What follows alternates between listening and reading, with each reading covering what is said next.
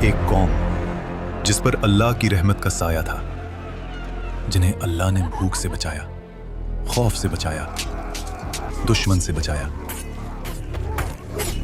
और हर मुश्किल में अपनी मदद का एहसास दिलाया। फिर अल्लाह ने उन्हें सिर्फ एक इम्तिहान दिया। इम्तिहान छोटा था लेकिन सब्र से भरा हुआ। हम अल्लाह के हुक्म को नहीं तोड़ेंगे, बस घुमा फिराकर अपना फायदा निकाल लेंगे। और यहीं से रहमत का रास्ता बंद हुआ। फिर एक रात अल्लाह का फैसला उतरा। न तूफान आया, न बिजली गिरी, न जमीन फटी। और जब सुबह हुई तो वो पूरी कौम इंसान नहीं रही। जो कल तक अल्लाह के सबसे करीब थे, आज वो कौम बंदर बन चुकी थी। ये वाकया है असहाबी सब्त का, और ये सिर्फ तारीख नहीं, ये आज का आईना है। हजरत मूसा अलैहिस्सलाम के बाद बनी इसराइल की एक कौम समंदर के किनारे एलाह में रहती थी। यहां का मंजर अल्लाह की नेमतों से भरा था। समंदर की ठंडी हवा, धूप और लहरों की मीठी खुशबू, हर एक कोना जैसे सुकून और बरकत से रोशन था। ये लोग अल्लाह के नाम से वाकिफ थे, उसके अहकाम जानते थे, लेकिन दिलों में एक पुरानी आदत जिंदा थी। ये कौम पहले भी वादा करती थी और फिर उसे अपनी सहूलत के मुताबिक तोड़ देती थी। एक वादा तोड़ने से क्या होगा? हम बाद में अल्लाह से माफी मांग लेंगे। जुबान से इताअत और अमल में चालाकी। उस कौम के बुजुर्ग कहते, हम अल्लाह के मुंतखब किए हुए लोग हैं, हम पर पाबंदी क्यों लगाई गई? पाबंदी नहीं, ये इम्तिहान है और हमें अल्लाह पर यकीन रखना चाहिए। अल्लाह ने उनके हाल को देखकर उन पर एक ऐसा इम्तिहान रखा जो उनके दिल का राज खोल दे। इसलिए उन पर पाबंदी लगाई गई सिर्फ सब्त यानी हफ्ते के दिन की। अल्लाह ने उस कौम से कहा, सिर्फ हफ्ते के दिन अपनी तिजारत छोड़ दो, अपनी मशगूलियत छोड़ दो और सिर्फ मेरी इबादत करो। शहर में आवाज फैली। एक शख्स बोला, सिर्फ एक दिन की बात है, अल्लाह के लिए रुक जाएंगे। दूसरा हंसकर बोला, देखते हैं जब समंदर मछलियों से भर जाए तब भी। और फिर इम्तिहान ने अपनी शक्ल दिखाई। जिस दिन शिकार मना था उसी दिन समंदर मछलियों से उबल गया। ताजी मोटी मछलियां जैसे खुद किनारे तक आकर कह रही हों, हमारा शिकार करो। ऐसा पहले कभी नहीं हुआ, ये अल्लाह का इम्तिहान है। रात का अंधेरा शहर पर छा गया। घरों के अंदर लोग परेशान थे। एक छोटी सी खता भी लंबे झगड़े में बदल जाती थी। मछलियों के शिकार ना होने की वजह से घर में रोज झगड़े हो रहे हैं। तभी एक खामोशी में शैतान ने उनके दिलों पे हमला किया। ये दिन सिर्फ एक रास्ता रोकता है, चालाकी दिखाओ और अल्लाह के हुक्म को घुमा फिराकर अपना फायदा निकालो। लोग आपस में एक दूसरे की तरफ देखते हैं और उनके चेहरों पर एक ऐसी मुस्कुराहट उभर आती है जो उन्हें एक बड़े अजाब की तरफ खींचने वाली थी। एक आदमी ने बोला, हमें कुछ ऐसा करना होगा कि हफ्ते के दिन मछलियां किसी जाल में फंस जाएं और हमें कुछ ना करना पड़े।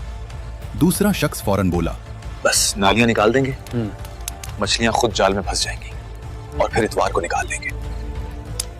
अल्लाह भी खुश हो जाए और हम भी। और फिर वो लोग समंदर के किनारे गए, नालियां खोदना शुरू की, जाल बिछाया और अपनी चालाकी से रास्ता निकाल लिया। बुजुर्गों ने उनसे कहा, अल्लाह सब देख रहा है, ये वक्त हमारी नीयत का है। नौजवानों ने हंसकर जवाब दिया, हम तो अक्लमंद हैं। देखो, हमने तो हुक्म नहीं तोड़ा, सिर्फ एक रास्ता निकाला है।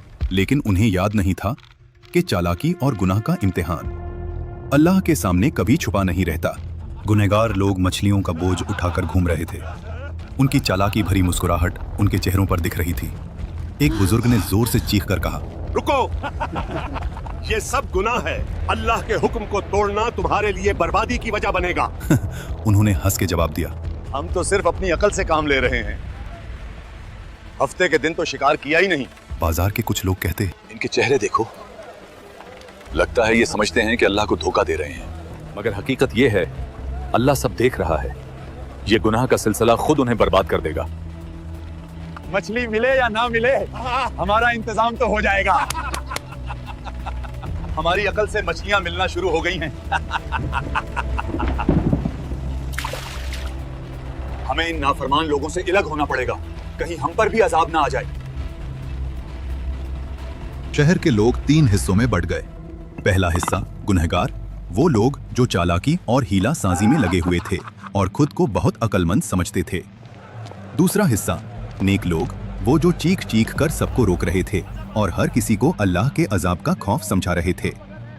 तीसरा हिस्सा खामोश लोगों का, वो लोग जो न रोक रहे थे न समझा रहे थे, सिर्फ देख रहे थे।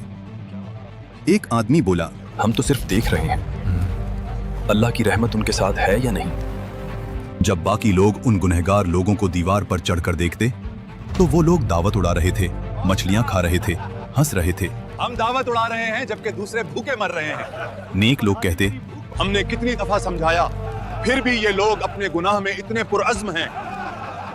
ये नाफरमानी नहीं बल्कि हमारी अक्ल का नतीजा है। अल्लाह हम पर मेहरबान है।